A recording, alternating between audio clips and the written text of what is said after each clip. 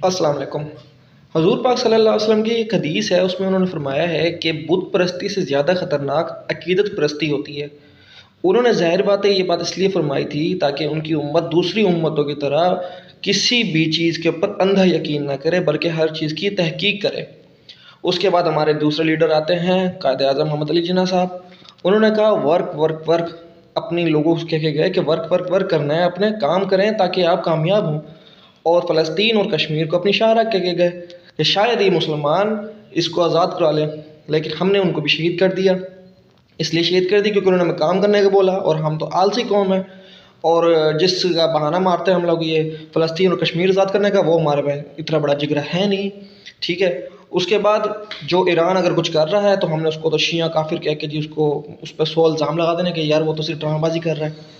उसके बाद एक और हमारे लीडर आते हैं, वो जी हमारे जो बड़े मशहूर लीडर थे भुट्टो साहब। उन्होंने भी यकीन किया था कि यार मैं इस मुल्क को एशियन टाइगर बनाऊंगा, और उन्होंने अमेरिका के खिलाफ बड़ी बयानबाजी करी। तो उन्होंने सोचा था कि यार मेरी कौम मेरे लिए निकलेगी, उनको अभी तख्तादार पर लटका दिया गया। तो उनकी कौम के लिए बिल्कुल नहीं निकली क्योंकि बुज़दिल कौम है और इसके अंदर अकीदत परस्ती भरी पड़ी है।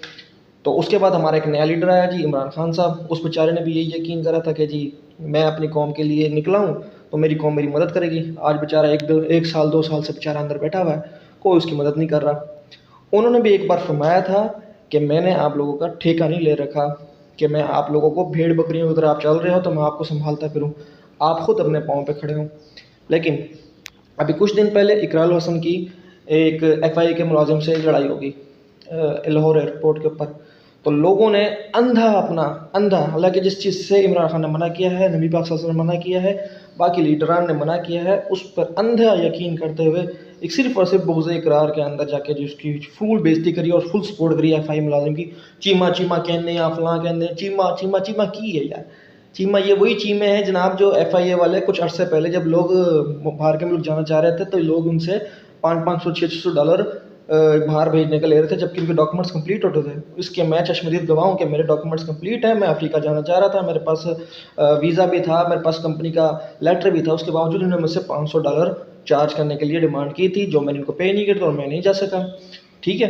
तो ये जो लोग हैं ना पाकिस्तान के, मुझे पूरा यकीन है कि इन्होंने बुत परस्ती से भी ज़्यादा घटिया लोग हैं। इन्होंने इसी तरह ही ना, यानी कि इमरान खान जैसे अजीम लीडर का नाम लेकर और उस बेचारे को बदनाम करवाना, जबकि उसने कभी ये नहीं कहा कि आप लोग अंधा यकीन करें मेरी बातों के ऊपर, मेरी बात की तहकीक करें, मेरी बात को यकीन करें।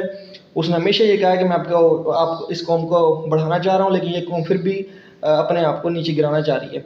तो सिर्फ और सिर्फ बुग़्ज़ इक़रार के अंदर आप लोगों ने उस बेचारे चीमा साहब को